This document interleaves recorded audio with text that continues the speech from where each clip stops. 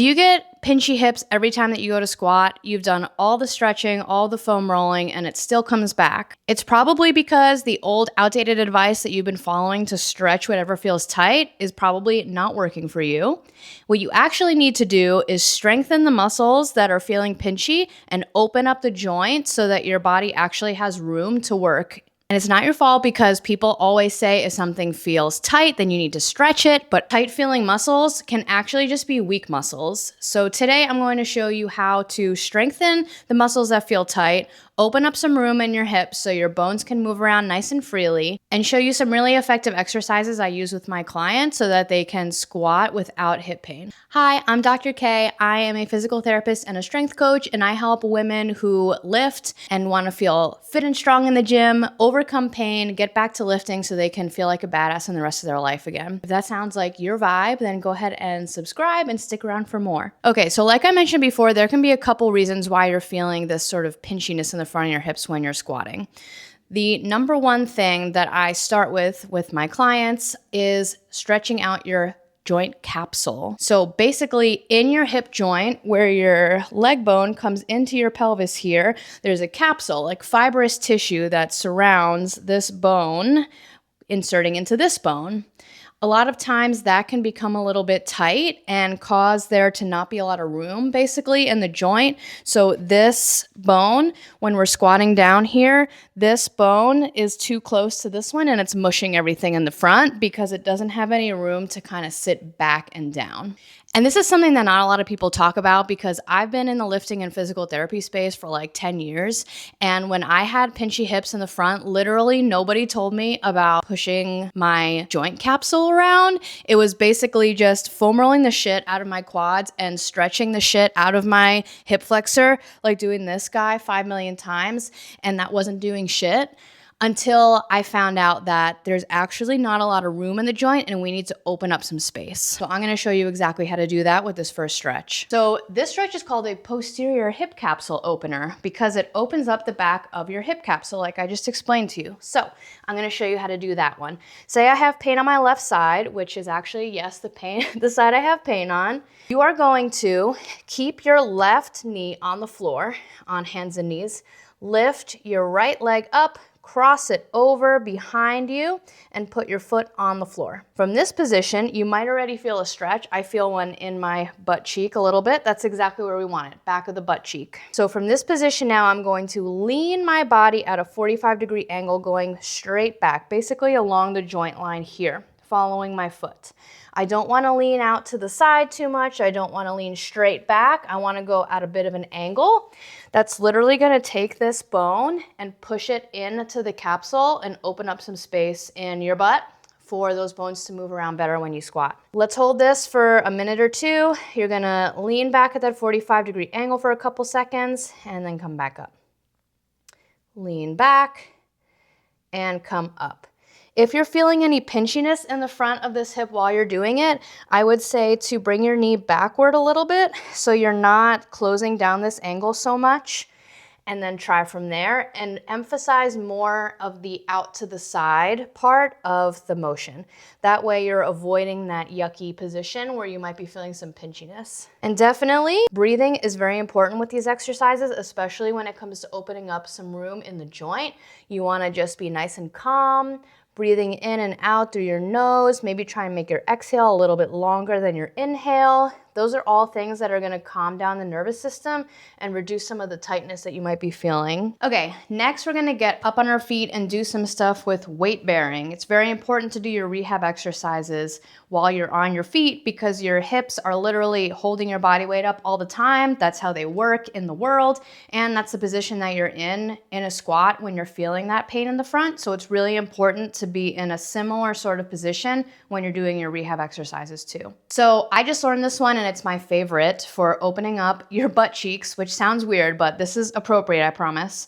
It's called a B-stance RDL. So you might be doing these in the gym already, but for today, I'm gonna teach you how to really feel opening up the posterior capsule. And now, instead of just stretching like we were on the floor before, we're actually gonna get your glute muscles involved. Your glutes have to stretch when you get into a flex position, and they have to shorten when you get into an extended position. Or in the squat, same thing. They're stretching out at the bottom and then they're tightening when you get to the top.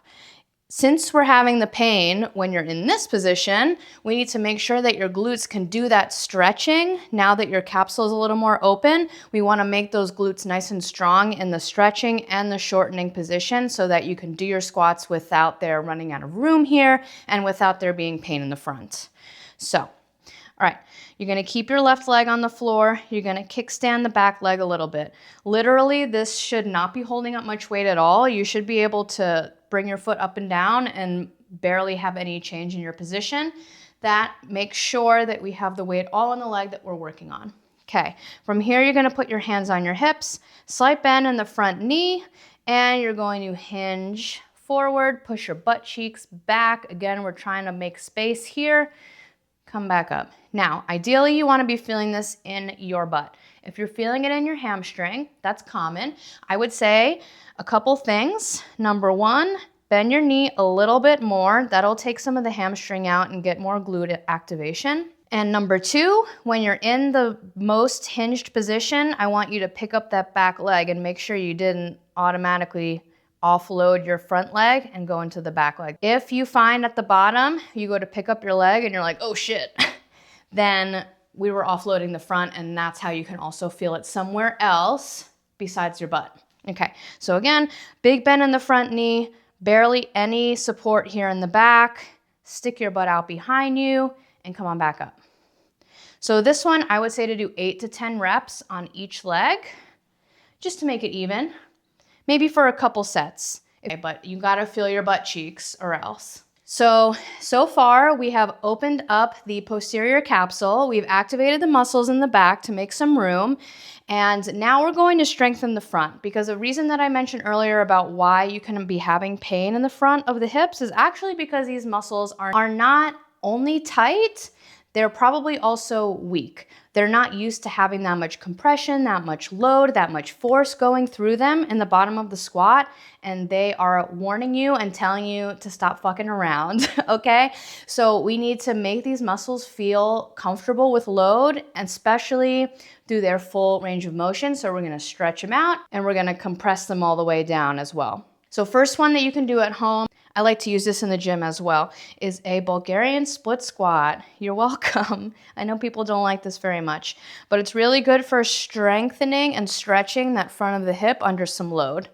So for this variation, as opposed to the RDO, we want to be nice and upright to really stretch in the front as opposed to hinged forward. That's not really opening up this area here. So just the top of your foot is behind you on the couch/bench. You're gonna be nice and upright here, hands on hips, and you're gonna, bend. You should feel a nice juicy stretch in the front here. Hold it a second, come on back up. Nice and slow, hold it a second, come back up. So for these, I would do around 8 reps on each side as well for 2 rounds, and I'm gonna fall. If you're at home, you can maybe use like a broomstick or something so you don't bust your ass, but definitely recommend to make this area stronger. Okay, and the last exercise in this sequence, we're gonna get back on the floor. This is just a nice finisher. It's pretty easy, it's not that much load, but it's to bring your hip through its entire full range of motion. And I like to think of this as kind of like you're wringing out a rag, or you're like sweeping the cobwebs off from the corner of your ceiling, you know, like definitely not my ceiling right now, okay? But this is really good to get your muscles moving through your joints, full range of motion, and get it comfortable with being in those end range positions, again, similar to a squat. So this is called a hip car, or controlled articular rotation, I believe. Fancy. But basically, we're gonna think of it as the cobweb situation. Okay, so hands and knees one last time here.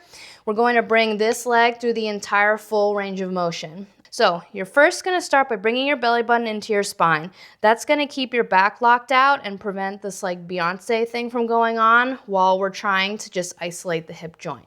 Okay, so belly button in the spine, nice and tight. You're gonna start by bringing your knee towards your chest till you feel like that's the most range you have. Then you're going to kick your foot out to the side a little bit. This might be pinchy for you if you're having this problem with your squats. If that doesn't feel very comfortable, then just skip it and start to go around in the circle. If it's below a 5 out of 10, you're good to go. It's just a little uncomfortable, but your body will get used to it. So your foot's out to the side. You're gonna lift your knee up to the ceiling. Keep that belly button into the spine. You're basically just gonna draw a circle with your knee until you get into this kind of fire hydrant position. And then you're gonna come down like so. Now we're gonna reverse the motion. So you're gonna bring your foot up to the ceiling. This time your knee is gonna come out more to the side and your foot's gonna be inside. Still drawing a circle, coming around back. Whew, and that's 1 rep. So I'll demonstrate again, knee up to you. Pop that foot out to the side so the foot is kind of leading the way. Oh boy, I'm feeling that, Mr. Krabs. Okay, and down, and then on the way back, we're gonna switch. So now instead of your foot popping out to the side, your knee's popping out to the side. So we're getting all types of rotation going on in your hip and just getting it used to all those nice end ranges of motion without any pain. Okay, so that is your routine. If you're having pain in the bottom of a squat, I recommend doing these exercises. These are what really helped me to finally get over my pinchy hips and not have to do hip extension stretches and rolling my quads every 5 seconds throughout my squat set in order to actually make a difference. So again, you're gonna start with the posterior hip capsule stretch for 1 to 2 minutes. Then you're going to do the B stance RDLs to open up the back of the butt, pretty much. 2 sets of 8 to 10 reps on each side. Then you'll do the Bulgarian split squats to load and lengthen through the front of the hip. We can do 2 sets of 8 to 10 on each side as well. And then you can end with the hip cars. Those are pretty slow and tedious, so I would say you could just do 5 on each side. Maybe 2 rounds if you really like them, but if you do it nice and slow and controlled with intention, 5 is definitely enough. I feel my hip lit up already from that in a good way. And that's what we want. We want lots of blood flow, we want nervous system stimulation, and we want to strengthen those muscles through the range of motion that are similar to the squat. If you found today's video helpful, if you want me to do more of these class style situations, then go ahead and drop me a comment below, drop me a like, it really helps me. And if you want more guidance on your own personal journey with pain, I do offer personalized rehab coaching with my clients where I take them through a full movement assessment to see where they're lacking, where we can start to make some changes so that they can feel nice and strong in the gym again. If that's interesting to you, I have a link in the box down below for a discovery call, and we can just talk about it totally for free. And if you're a girly who loves to squat, but you've been told that it's probably not good for you, go ahead and check out this video where I talk about how squatting is not bad for you, and it's actually great, just so you can have some evidence to show people that what you're doing is good for you. Okay, so I'll see you there, or I'll see you next week. Bye.